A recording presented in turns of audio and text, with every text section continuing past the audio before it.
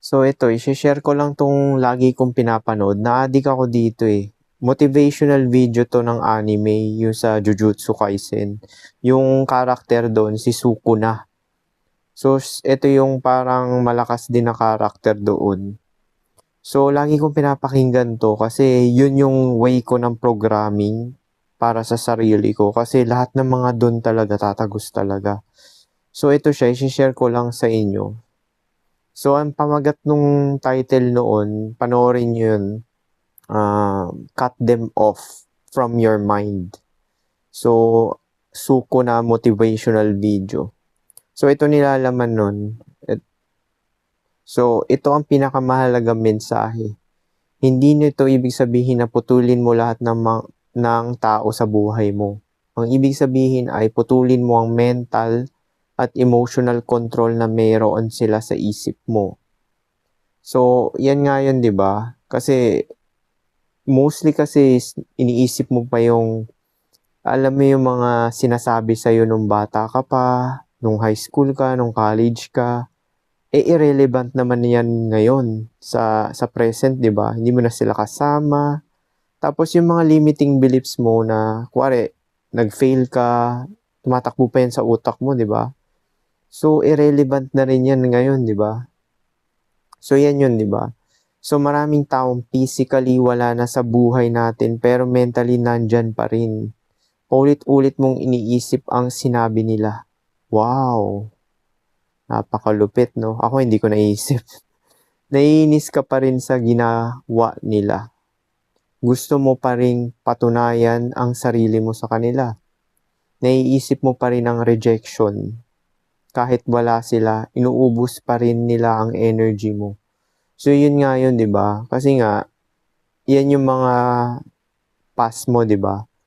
So, irrelevant na yan sa ngayon. Pwede mo siya gawing aral kung mag-isip ka is para lang sa ikakabuti. Pero kung pag-iisipan mo to ng walang strategy, meaning hindi siya angkop sa strategy mo sa gagawin mo sa goals mo or buhay mo is irrelevant yan. Wag mo na pag-aksayan ng panahon.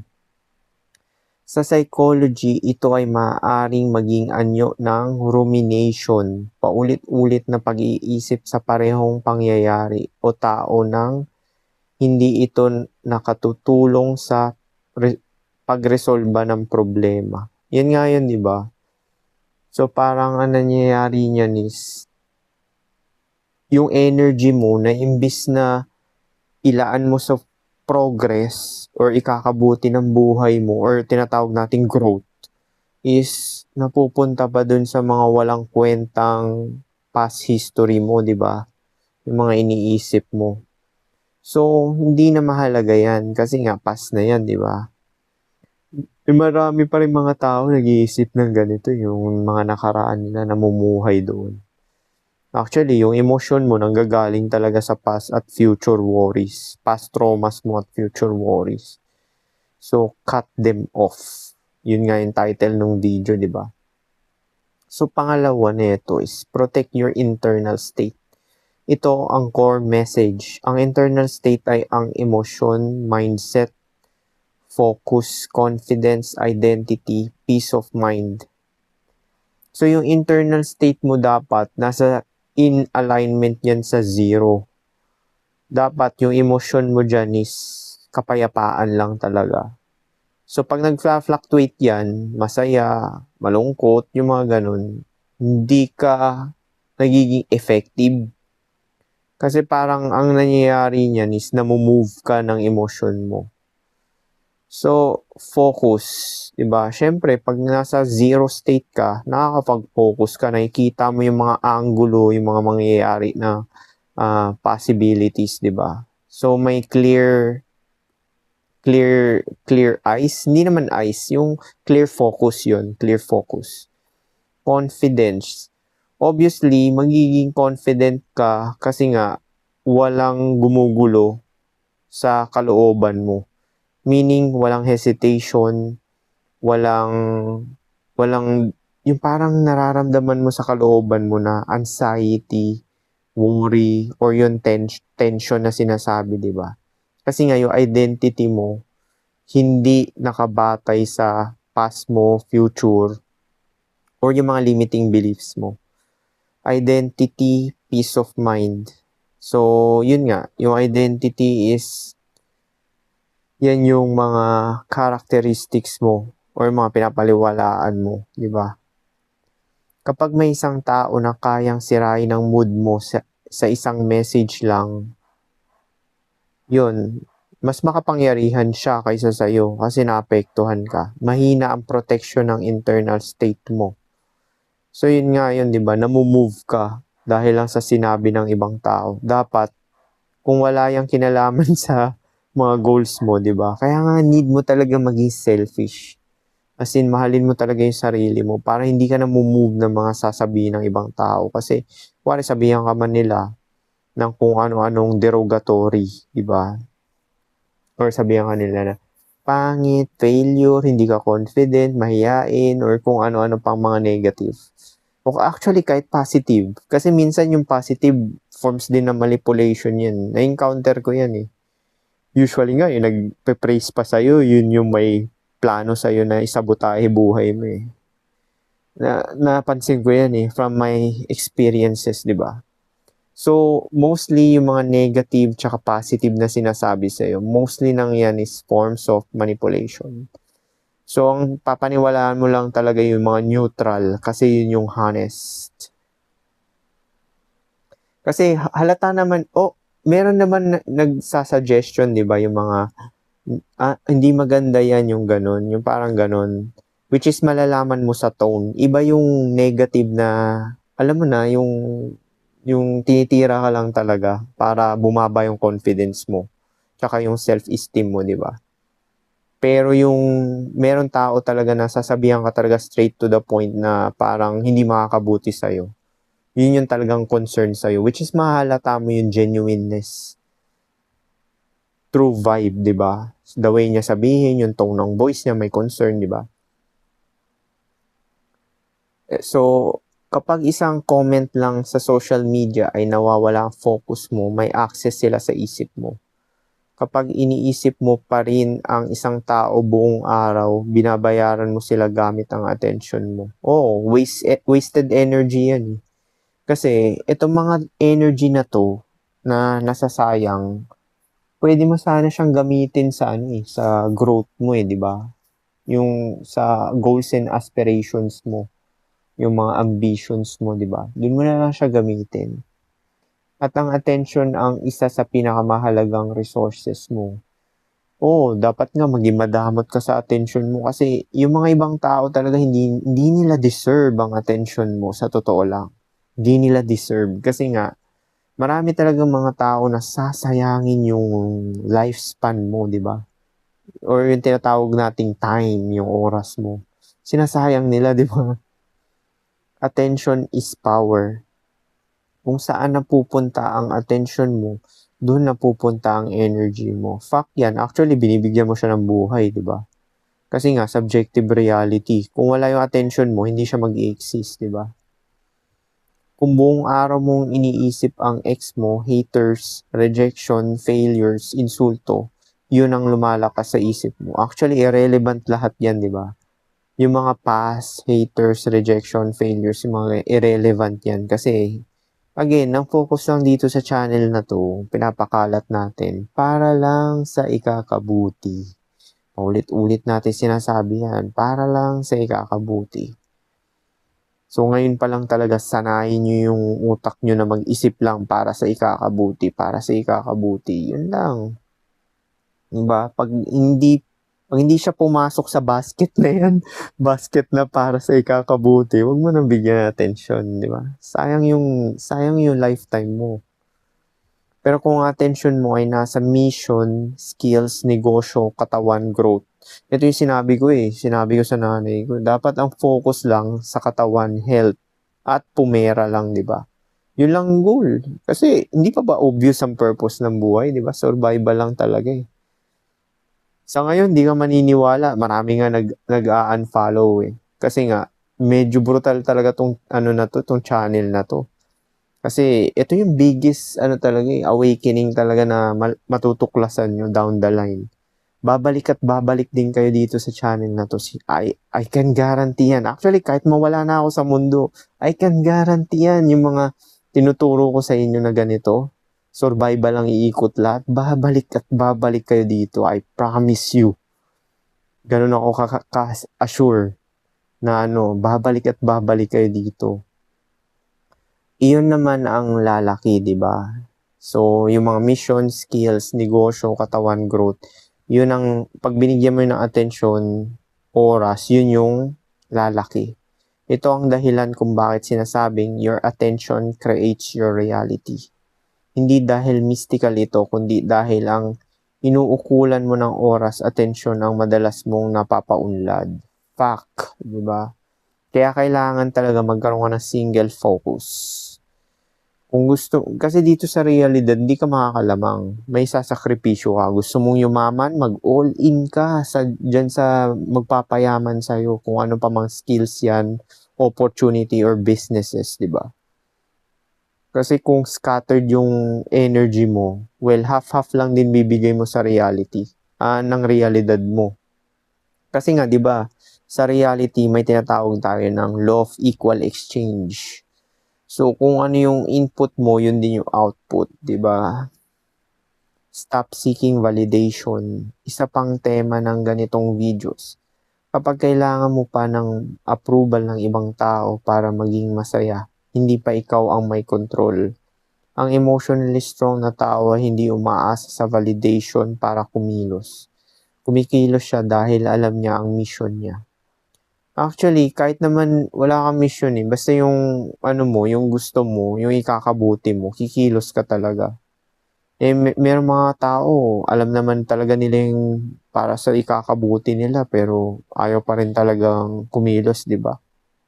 Kasi nga, nagsisik sila ng validation. Ibig sabihin, either positive or negative validation, but is still a validation. Kahit yung mga discouragement, validation pa rin yun Kasi kung irrelevant, hindi ka pag-aaksaya ng panahon, di ba? So, nagsisik ka pa rin talaga ng may sasabihin yung ibang tao, kesyo positive yan or negative. Marami naman tao nagpapanggap lang na wala akong pakialam sa sasabihin nila, pero tuwang-tuwa kahit negative, di ba? Sabihan sila na negative or positive. It doesn't matter sa totoo kasi lahat ng mga sasabihin ng mga tao, opinion lang nila yan, di ba? Irrelevant yan. Ikaw lang talaga nakakaalam ng true na gusto mo, di ba? Tsaka yung totoong character mo. O tinatawag nila identity. So ito, become untouchable mentally.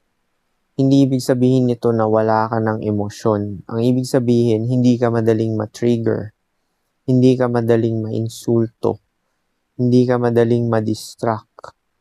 Hindi ka madaling ma-manipulate. Hindi ka madaling mawalan ng direksyon. Ito ang tunay na mental strength. Kasi pagka ganito, mas nagkakaroon ka ng control sa sarili mo. Meaning, yung mga decision mo, yung mga gusto mo ma-experience, tsaka hindi ka na ma-manipulate ng emosyon, di ba? Actually, malalaman mo yan pagka namamanipulate ka kasi nakakaramdam ka ng emosyon na resistance. Kapag nakaramdam ka ng resistance is mayroong resistance or manipulation na nangyayari. Yun lang yun, di ba? So, emotional detachment. Hindi ibig sabihin na wala kang pakialam. Ang ibig sabihin ay hindi mo hinahayang kontrolin ng emosyon ang mga desisyon mo. Nararamdaman mo ang galit, pero hindi ka nagdedesisyon habang galit. Actually, pag galit ka, mag-walk out ka na lang or i-remove mo yung sarili mo. Walk out nga, yun. Ganun strategy ko dati pag na-frustrate ako, nadi-disappoint. Maalis na lang ako. Parang nabansa ka rin ako ng walkout Mr. Walkout dati ng college. Kasi nag-walkout talaga ako kasi, alam mo na, di ba? Kaysa may masabi kang masasama. So, yun, di ba? Yung huwag ka magdesisyon na masaya ka rin, di ba? Kasi pagka masaya ka, nandun, Well, kaya mo naman na-desisyonan yan dahil masaya ka lang. Now, pag nasa neutral ka, ay shit, hindi ko pala sana ginawa yun. Hindi ko sana naging desisyon yun, di ba? Puro pagsisisi ka na lang. Pero hindi ka nagdidesisyon habang galit. Nararamdaman mo ang takot pero hindi ka tumitigil. Nararamdaman mo ang lungkot. Pero hindi mo pinapabayaan ang responsibilidad mo. Oo. Kasi nga, dapat hindi ka namumove ng emosyon mo. Yan din yung parang may malaking parte ng ng pag-asenso mo financially. Kasi kailangan talaga, para kang bato talaga, sin yung boring days. Consistent ka talaga everyday. As in, neutral consistency lang. Yung walang spike ng emotion or down. As in, ginagawa mo lang talaga yung tingin mo makakabuti sa'yo or magpapayaman sa'yo, di ba? As in, everyday. Naalala ko yan sa YouTube channel ko yung sinasabi ko dati. Hindi ko inaalala yung pera. Basta yung tingin ko makakagawa ng malaking pera, ginagawa ko lang siya consistency. Which is fact naman talaga, di ba? Kaya nga nag-abroad ako dati kasi nga, yun yung tingin ko malaking makagawa ng pera. So, tas consistently, walang spike ng emotion. Yung hindi ka masaya sa trabaho, hindi ka rin malungkot. Ginagawa mo lang talaga yung job. As in, yung job lang talaga, yun lang. Majority ng mga tao, isipin nila na, ay, kailangan passionate ako sa job ko. Well, passion kasi, tsaka emotion-based, yan nag-fade yan. Kaya marami na-burnout sa trabaho kasi nga, parang yung passion or yun yung iniisipan nila, nilalagyan nila na, yung identity pala nila, di ba, inattach nila sa job nila, di ba? Masyado silang nagkikling dun sa title or sa trabaho mismo kasi nakakabush siya ng ego or status. So, mission over emotion. Ito ang isa pang malaking tema. Kapag malinaw ang mission mo, unti-unting nawawala ang distractions. Fuck yan. Lalo na kung may ambition ka talaga, di ba? As in, mag-all in ka talaga. So, isang sample niyan si Frank Mendoza, di ba? Yung sa MNLA. Lagi ko sinasample yan. As in, obsessed na obsessed talaga siya sa mga damit. So, ayun. Doon lang talaga siya nag-all in, di ba? Nag-focus. Yung mga walang kinalaman doon, hindi niya binibigyan ng attention, di ba? So, unti-unting nawawala mga distractions. Hindi dahil pinilit mong alisin ang distractions, kundi dahil mas mahalaga na ang mission kaysa pansamantalang emosyon. Oo, kasi nga, nagkaroon ka na ng malinaw na direction. Ito yung tinatawag nating self-fulfilling prophecy.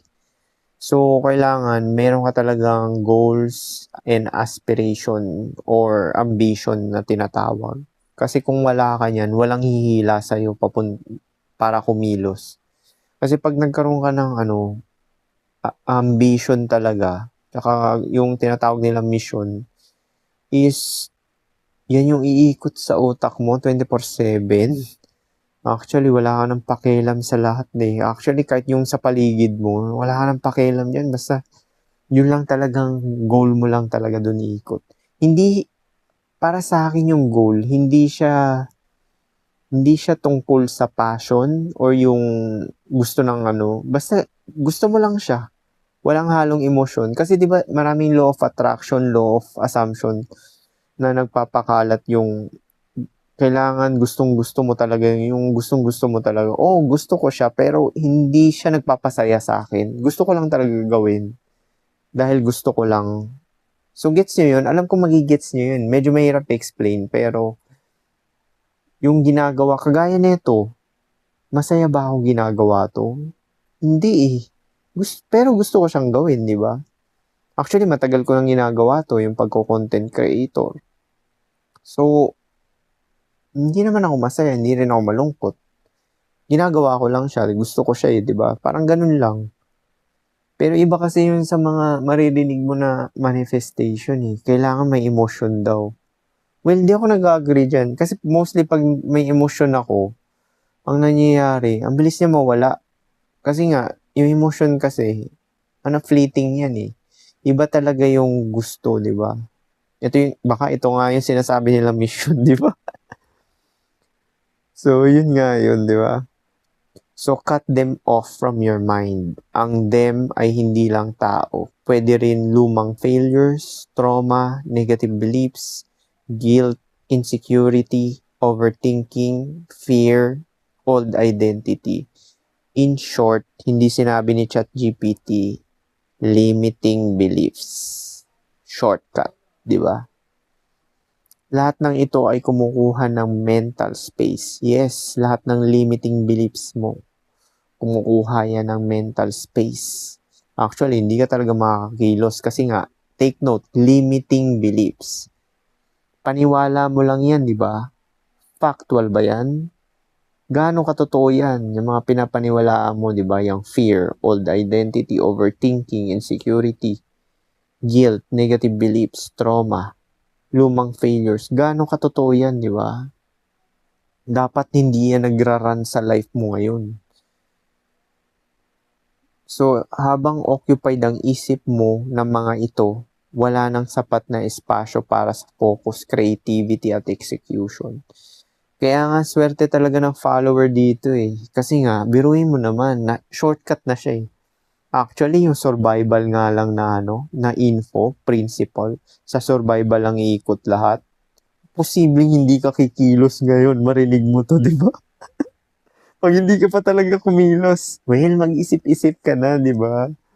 Huwag mong antayin na mawala yung parents mo. Huwag mong antayin na magkahiwa-hiwalay kayo ng mga kapatid mo. Huwag mong antayin na yung asawa mo, girlfriend mo, magkakahiwalay din kayo.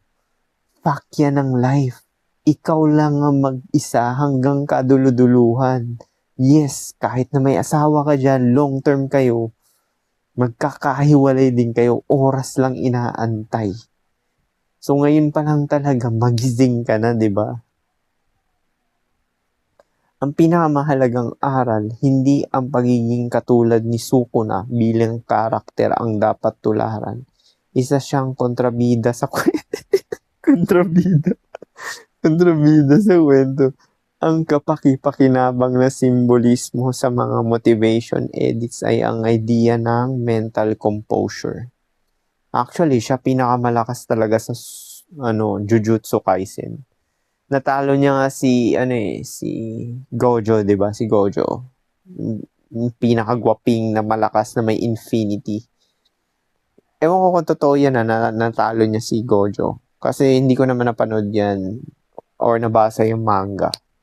Season 1 and Season 2 lang ako. Pero the best yan the best yung anime na yan. Kasi nga, di ba nga, isi-segue ko na lang to kasi 23 minutes pa lang naman eh. So, yun yung sinabi na, kasi di ba yung mga mahal niya sa buhay na matay. So, ang gusto niya lang talaga baguhin is the way ng death nila. Yung way ng pagkamatay, di ba? Kasi nga, lahat naman din talaga tayo, di ba, mawawala. Para sa akin, irrelevant na yan eh. Di ba nga, nagtrabaho nga ako sa healthcare.